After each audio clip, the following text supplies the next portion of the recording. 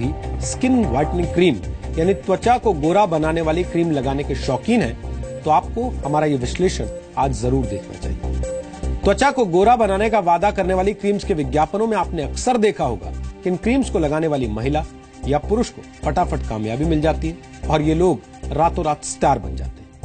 अगर आप भी इस तरह के विज्ञापनों से प्रभावित हैं, तो हम आपको बता दें कि प्रोडक्ट्स आपके शरीर को गोरा बनाने के बजाय आपको जीवन भर के लिए रोगी बना सकते हैं। Delhi institute of pharmaceutical sciences and research ने बाजार में बिकने वाले 11 बड़े ब्रांड्स की क्रीम्स की जांच की। जांच में पाया गया कि सभी कंपनियां अपनी क्रीम में मरकरी यानी पारे का इस्तेमाल कर रही हैं। जिन प्रोडक्ट्स की जांच की गई उनमें तमाम मशहूर ब्रांड्स शामिल हैं। अगर आप इन ब्रांड्स की क्रीम का इस्तेमाल करते हैं तो Delhi institute of pharmaceutical research के मुताबिक आपको कई तरह की बीमारियां हो सकती हैं, क्योंकि मरकरी एक तरह का न्यूरोटॉक्सिन है जो किडनी, लिवर और गर्भ में पल रहे बच्चे को नुकसान पहुंचाता है। रिसर्च में पाया गया कि मरकरी यानी पारा शरीर में जाने पर कैंसर की वजह भी बन सकता है। WHO के मुताबिक क्रीम और साबुनों में पाया जाने वाला मरकरी यानी पारा त्वचा से जुड़ी बीमारियां देने के साथ साथ डिप्रेशन, घबराहट और पेरिफेरल न्यूरोपैथी जैसी बीमारियों का कारण बन सकता है।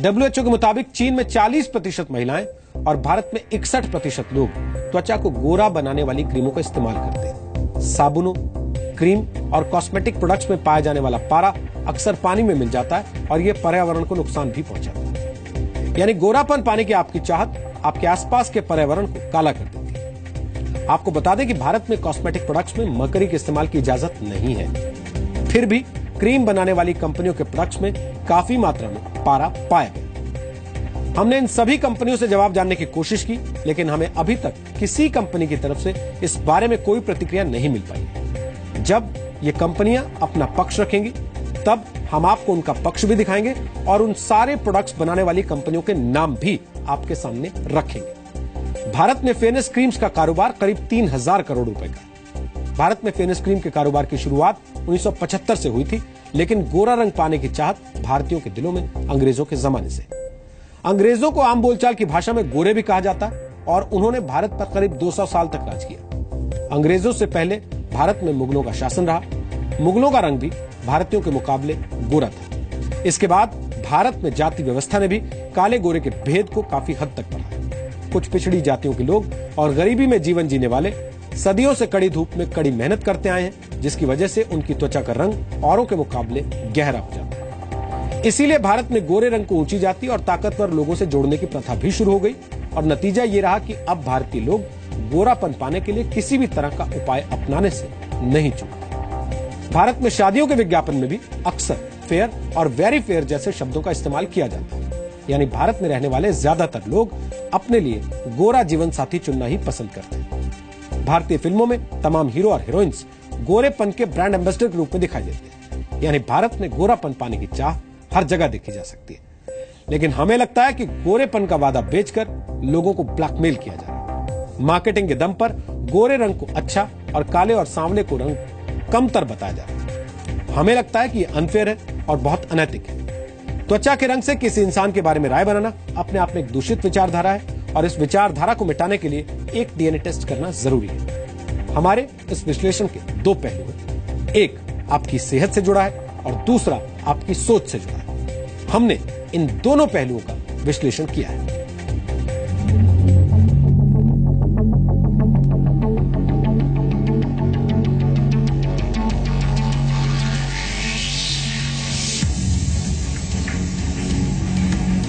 क्या गोरापन पाने की चाहत भारत के लोगों को बीमार कर रही है? क्या ब्रेड, दवाइयों और नूडल्स के बाद फेयरनेस क्रीम आपकी सेहत के लिए सबसे बड़ा खतरा बन गई है? टीवी पर आने वाले विज्ञापनों में त्वचा को गोरा करने वाली क्रीम्स भले ही कामयाबी, अच्छे प्यार और अच्छी नौकरी की गारंटी बन जाती हों, लेकिन सच्चाई ये है कि इन क्रीम्स के प्रति भारतीयों की दीवानगी भारत के लोगों के शरीर और समाज दोनों को बीमार कर रही है। सबसे पहले क्रीम्स के इस्तेमाल से आपके शरीर पर पड़ने वाले दुष्प्रभावों की बात कर लेते हैं।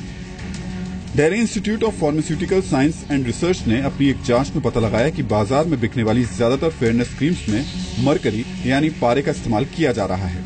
इंस्टीट्यूट ने बाजार में बिकने वाली 11 क्रीम्स पर एक क्लिनिकल रिसर्च की। जांच में सभी क्रीम्स में मरकरी यानी पारे का इस्तेमाल होने की बात सामने आई। ये पारा बेहद बारीक होता है और शरीर में जाने पर व्यक्ति को किडनी, लीवर की बीमारियां देने के साथ कैंसर जैसे गंभीर रोग भी दे सकता है। स्किन के एपिथेलियम से ये एंटर कर जाती है और फिर ये जीआई ट्रैक्ट से फीटस में चली जाती है। अगर प्रेग्नेंट वीमन है तो फीटस को डैमेज करती है, बच्चों को डैमेज करती है, किडनी को डैमेज करती है, लिवर को डैमेज करती है। Metabolise in the liver only and excreted through kidneys. So it's a cumulative toxicity इकट्ठी हो जाती है बॉडी में, तो क्यूमुलेटिव टॉक्सिटी होती है इसकी। तो ये इनको डालना नहीं चाहिए जब परमिटेड नहीं है drug controller general of India से। जिन 11 ब्रांड्स को इसमें शामिल किया गया वो थे fair and handsome, Pond's white beauty, Garnier skin, fair and lovely, Olay natural white, Vaseline healthy white lotion, fair and lovely BB cream, fair and lovely SPF 15, Lakme 925 insta lite, Jovees fairness cream और lotus herbal white glow. डालना ही नहीं चाहिए because it is inhibited. हमारे कहीं भी drugs and cosmetic act, even FDA ने भी 1 ppm की परमिसिबल लिमिट करी हुई है। और अगर ये डाल भी रहे हैं तो एटलीस्ट इन्हें लेबल में मेंशन करना चाहिए, बिकॉज ये मिसलीड कर रहे हैं कस्टमर्स को और ये कस्टमर के राइट्स के अगेंस्ट है। जो भी हमने क्रीम यूज़ की थी महिलाओं के लिए और जो यूज़ की थी पुरुषों के लिए जो हमने इस्तेमाल की थी क्रीम, उसमें ज़्यादा क्वांटिटी थी मरकरी की, क्योंकि मरकरी की स्किन जो पुरुषों की स्किन होती है वो थोड़ी हार्ड होती है, टफ होती है, तो उसको पेनिट्रेट करने के लिए मरकरी ज्यादा डाली गई है।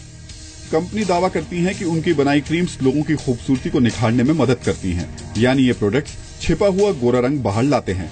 लेकिन सच ये है कि ऐसे प्रोडक्ट्स का इस्तेमाल उस सोच को बाहर लाने का मौका देता है जिसमें